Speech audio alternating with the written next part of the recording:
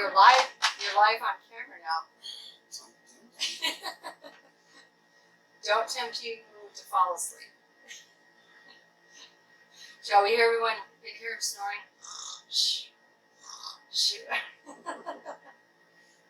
Yeah, that's what the channel's about now. Yeah, the channel's about sleeping now. Okay, guys, so get your pillows, grab a blanket. No, not really. Not really.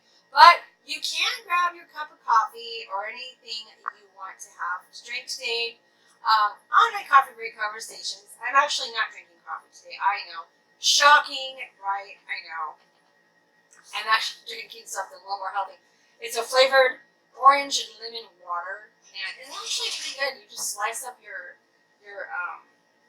like your fruit. You can use whatever fruit. I did lemon and orange because it was citrus, and I wanted like all kinds of the citrus flavor. But you can just cut them up, throw them in your water with ice or whatever, let it chill down, and no sugar. Although I did add a little bit of honey, just a little. Cheater. Yeah, just a little this time. It was actually good that way. But yeah, it's something more healthy. So guys, I hope you're doing good today. Hope you're having a great week so far.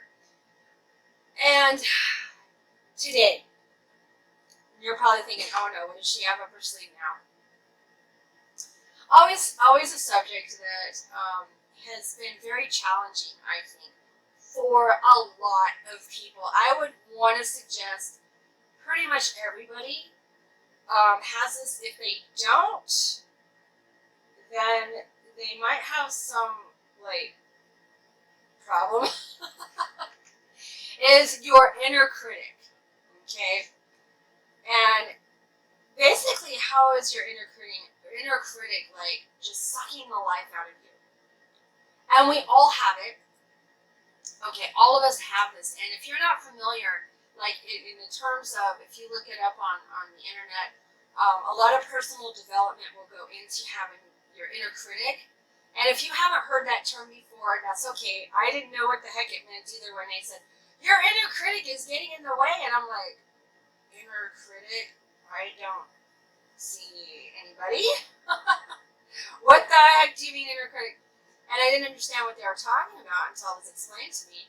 And basically, that's your inner voice. That is your inner voice that will criticize you. That's your inner voice that will give you your fear, your self-doubt, your low self-esteem, negative self-talk.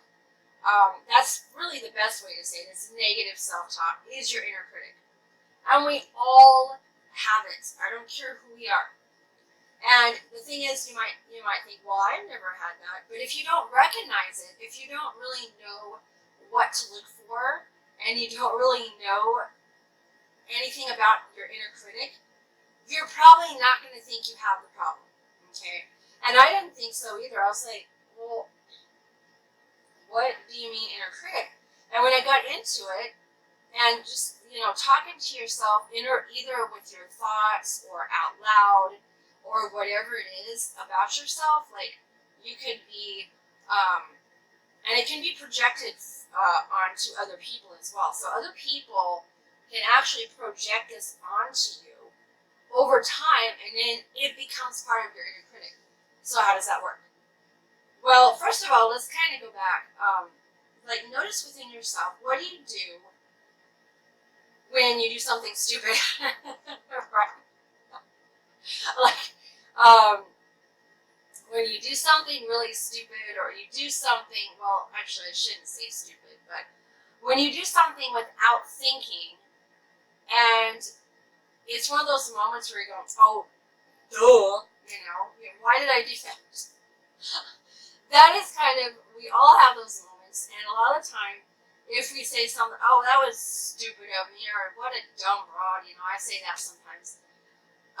And things like that, that is actually your inner critic, because you're doing negative self-talk.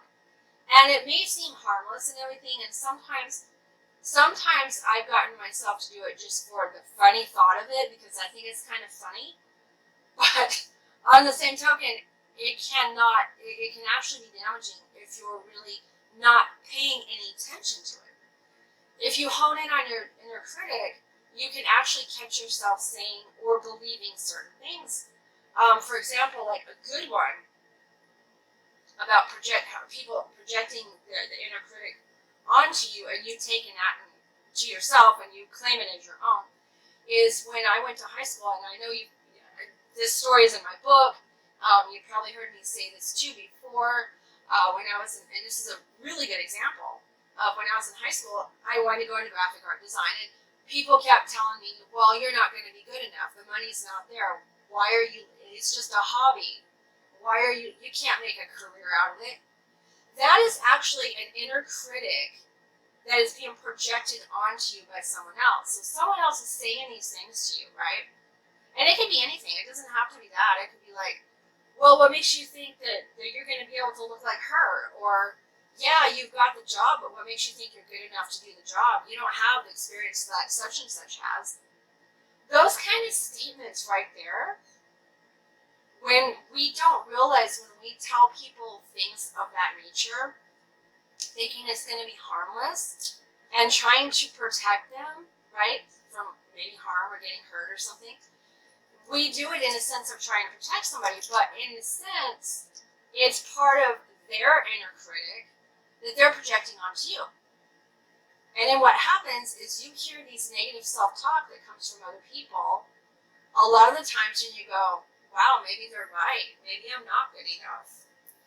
Maybe I don't have the talent. Maybe, wow, they're right. I won't make money in it because I'm not that great of an artist. Or like, I had this challenge when I first started writing my book. Well, who am I to say I'm a writer, right? I never wrote a book in my entire, well, okay, scratch that. I actually have wrote a couple of books in my life, but short stories and things that never got to the public, okay? So, but the thing is, I kept telling myself, who am I to say that I'm an author and a writer when I don't even have a book published yet? That right there is a negative self-talk, and that is your inner critic in your head saying, well, who are you to be saying that about yourself? You didn't even know what you're talking about. Stuff like that. And so it can go on. I mean, inner critic can really be anything, a negative that you see and feel about yourself. It could be a body image, like, especially for us women, men have this complex too. I think men do have the inner critic thing going on. We all do, but I think women have a tendency to have an accelerated level of it. Okay, because we're more emotional and we're more critical on ourselves. We're more, it's easier for us to like get in our inner critic. Okay, so like for women, like if you're trying to lose weight and you're over here looking at yourself and then you compare yourself, again, comparing yourself to others, that is also contributing to your inner critic. You look at someone else and go, wow, that's nice, she has a six-pack, or wow, she has a skinny waist, I wish I looked like that, but I don't. I'm fat. I don't have a six-pack or a perfectly flat stomach. Those kind of things right there are your inner critic. Okay? And like I said, it seems harmless at times because we're so in tune to doing this, but it's autopilot. If you're not recognizing these kind of things that you're saying about yourself and what other people are saying about you, and you take that as the truth, and you like keep it to yourself and go, oh, that's my new truth. They just told me that, my hair is out of style, or I'm wearing the wrong kind of clothes. I shouldn't be wearing tight-fitting clothes, right? That's another good one. You shouldn't be wearing tight-fitting clothes. You should actually be wearing long sleeve and something loose. That's their inner critic that they're projecting onto you. And if you take that for yourself and you go, well, maybe I don't look good in tight clothes. Maybe they're right. Maybe I should wear loose-fitting clothing. I look terrible. Inner critic. So I hope that those are some really good examples for you of what an inner critic is and how it is actually maybe taking over in your life and you don't even know it. And I didn't know this either. I didn't realize it when I first started out. I would do things all the time on autopilot, right? And not really realize that it was my inner critic. Then what happens, you're thinking, okay, so we all have the inner critic. How can we get rid of it? How can we stop it from just bugging us all the time? Well, you can do things to help you get through it, and you can get things to help you you can do things to help you recognize your inner critic. But know that you can't 100% get rid of it, okay? It will always be there to some extent because we're human. We feel all the emotions. We make mistakes. We do silly things. I mean, we're in the human experience every single day. So for you to say, oh, I just want to stop it, I don't want it to occur anymore, it's not real. But what is real is you can help control it. You can take the reins and you can kind of like whip it into gear and say, no, you are not taking over my life anymore. I'm going to keep it in check. I'm going to recognize what you're doing. So if you learn to just really get in tune with it, you can control it to where you take back the control, and you're going to still have those moments, that you're going to wake up and go, there's my inner critic again. She's saying, I'm exercising like crazy and I'm not looking the perfect image in the mirror. Yeah, she's right. Wow. Okay. We're all going to get it. So first of all, know that it's never going to completely go away. But number two, know that you can learn to control it and manage your inner critic to where it's not going to affect you so much in your business, in your personal life, your relationships. Again, every piece of your life is affected if you sit there and just always listen to your inner critic. You're not going to move forward. You're going to stay stuck. You're going to be more aggravated with things. You're going to be more mad at stuff. If you let it accelerate, it can really just take over your life. And then your inner critic is sitting going, it's laughing at you going, I got you now. You're mine. So this is what I had to learn is the best way, I would think,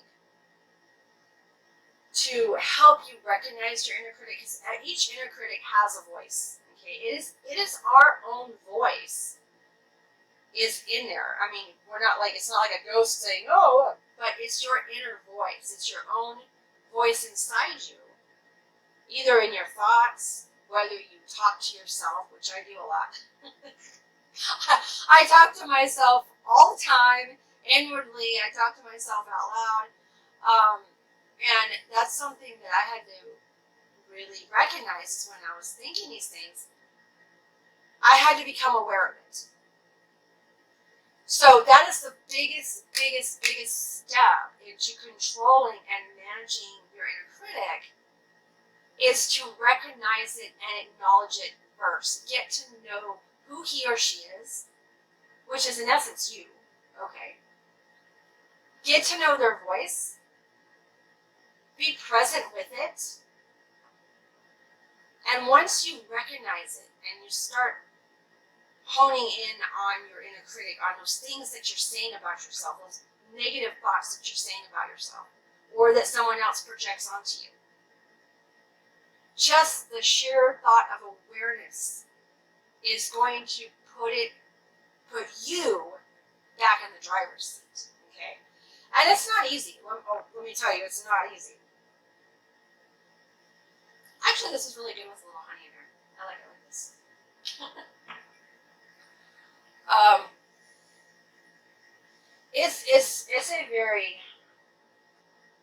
It's a very challenging thing to try to do, especially if you've done it for so many years. And usually it begins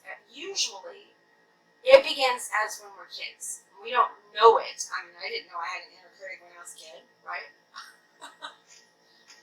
We don't know these things, and we're not taught these things. Nobody is, and I've said this before on a lot of the conversations that we have here. A lot of this is not taught. A lot of this is not taught in society. It's not taught in schools. A lot of it is not taught with parents and family members, friends, unless they grew up knowing these kinds of things and then they teach their kids. But most of the time, we're not taught how to deal with our own freaking selves. We grow up, we follow a path, and we stay there with our little honed-in sunglasses on autopilot, going down the road, just living or surviving life, trying to get through each day, right? And we don't look at these things. So yeah, awareness is the biggest thing. If you can become aware of your inner critic and realize those things that it's saying to you, and when and how often, usually, especially when we're down, if we're at a time where we're feeling depressed or sad or down or discouraged or, just kind of off in our moods, that is when our inner critic is just talking to us the most. It is jibber, jibber, jibber, jabber, jibber, jibber, jabber all day long. Okay? And it's very difficult to deal with, especially if you just hear it all the time. But, like I said, awareness will start to subside some of that, some of that chatter that your inner critic is talking to you about. It's not going to stop it, but it's going to start going, wait a minute. She paused a minute because I thought this thought, and she said, and they're going, I just said this about myself. That must be my inner critic. Why are you talking to me like that? Your inner critic's going to be like, oh no, she knows who I am. She knows me now. Oh no. I better kind of lay low a little bit, right? Seriously, that's almost how it works. But it is very difficult. So it takes practice. It takes time. So don't think that you're going to start becoming aware of all these things and then within the next day or two, you're going to be just beautifully transformed and you don't have your inner critic anymore and life's 100% perfect. And no, it don't work like that, guys. It does not work like that.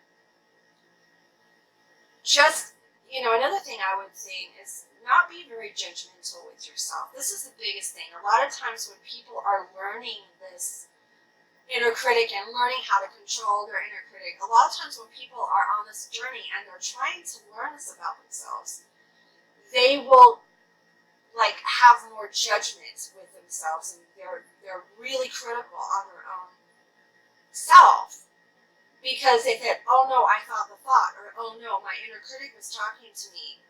I'm bad, I'm horrible, oh my gosh, I know, I recognize my inner critic and it's still getting to me, I'm horrible.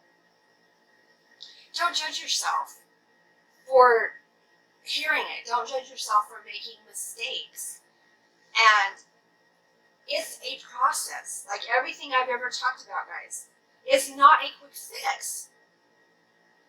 And that's what I get so aggravated with is nowadays we're on this path where everything has to be instant and a quick fix and gratification needs to happen this second, and I need to be up here now. Where's the quickest route I can go from here to here and reach perfection or reach where you want to go? It's all a process. You never reach perfection. Sorry guys, for those perfectionists out there, it doesn't happen. But you got to give yourself and allow yourself the time to learn about your body, your mind, your spirit. Again, and I'll say it again, this is why I so love spiritual life coaching and life coaching in general. We also call it spiritual life coaching on some of the things that we've been talking about, is because it is a beautiful transformation. And it is a wonderful process. It's a journey. I love it. And it's not always easy. Sometimes, there are days when I have to say I probably don't love it. But overall, the overall thing about the whole going in with yourself and learning about yourself is a beautiful thing. How many people nowadays really can honestly sit down and say, I know myself on a very deep level? How many people can say that? Not many. And I can't even still fully say that, guys, because I'm still learning every single day. I'm a lifelong learner. I'm always going to be learning. I will never reach that perfection. I will never reach that point of, what's the other word that I'm trying to think of? Enlightenment, as people say. I will never reach that enlightenment stage. We hope to go, and we do get better each and every day. If you make it a point to improve, you will get better. But don't judge yourself while you're doing it, because it's just going to make the process so much harder. So much harder. So yeah, that's, next time I encourage you, I would say, when you get off this video here, or as you go about the rest of your day, kind of keep in mind to be mindful, and this is a favorite word of mine, I know, be mindful. It has become one of my favorite words. Be mindful of what your thoughts are. Talking about yourself, be mindful of the people that you expose yourself to, that you're around all the time, family, friends, coworkers, colleagues, anybody, coaches, other people, anybody that you're around. Be mindful of some of the things that they say to you, and then start to recognize if that's an inner critic being projected onto you, or if that's your inner critic that you are talking to yourself with, like your negative self-talk. And like I said, I've had that happen before. Like, even another good one, I'll give one last example here. Another good one for me was when I first started working, and even throughout the process of being entrepreneurship, trying to figure my way, trying to figure where I fit in, trying to figure where my purpose and passion is in my business and my life. Throughout all of that, I would get people telling me, well, why are you doing this? Why don't you just go get a job like everybody else? What makes you think that you can pull this off? What makes you think that you can make money with this? I mean, those kind of things right there are, that person, is probably coming from trying to protect you, but on the same token, they are also projecting their inner critic they don't know onto you. And like I said, that's another one. If you're an entrepreneur, I am certain you've probably, especially in the beginning stages, you've probably had somebody or someone say kind of that to you, or say, what the heck are you doing? Why are you doing this? And the thing is, don't be taken back by that. But do not claim that as what your inner critic, because it's not real. And I think I'll close with this, guys. I always love to close on usually a more positive note, especially when I'm talking about deep stuff like this, because sometimes when we're going through this, and if somebody's on the other end listening to this, and they start thinking about their inner critic, or thinking about all these things inside of them, we kind of get to feeling not so good, right? We go, oh, yeah, I know I do this, or yeah, I have that, or man, I feel so horrible, yeah, I have to admit I'm this way. It kind of makes us feel bad at first. But the thing is, guys, if you feel bad about these things, that is okay. I'm not saying that because you're feeling all the emotions. I want you to feel all the emotions, because this is the only way to get through it. However, don't stay in those emotions. Don't stay there, okay? Allow yourself to feel it. Allow yourself to know that is a part of you. Don't judge yourself again. Then tell yourself, okay, now that I'm aware, what can I do about it to help myself excel? What can I do about it to make myself a better person? Look at, again, then bounce back into the positive. Okay, see the negative, and then bounce back into what you can do to help yourself become a better person each and every day. Okay, I hope that makes sense. I always say that because I like to go in deep, guys, and sometimes these things can get really intense. I know. They can get very intense. And sometimes we can really feel the emotions to an extent of, oh my gosh, I didn't realize I was like this. But it is okay. It is okay as long as you as you bounce back and do something about it. Realize it. 80 to 90%, guys, of the challenges in as far as our heart and our mind, our heart and soul goes, is 80 to 90% of it is awareness first. The other 10%, 15%, 20%, whatever you want to say, is the action. The biggest is the awareness. That is the biggest place where you're going to start to find the transformation happening. Okay? All right, guys. Well, I'm going to close out for now. I know Toby wasn't on today. I realize he's been hassling with a cough lately, and it's just been kind of a little interesting. So his voice is a lot better than it was, but he's been having to take all kinds of natural stuff and trying to get himself back up to par again so he can get back to normal on things. So hopefully next time he'll be able to join us. In the meantime, you guys take care. Have a really good week, and again, stay tuned next week for like I said, I'll real quick on my Facebook Live. I'm going to be doing these still every week, but I'm still wanting to try to get them up on Friday, but I'm not going to commit to that right now because we've been having some challenges with video equipment or getting, the software and all this kind of stuff. But I promise you it still will be here once a week, so stay tuned, guys, for next week.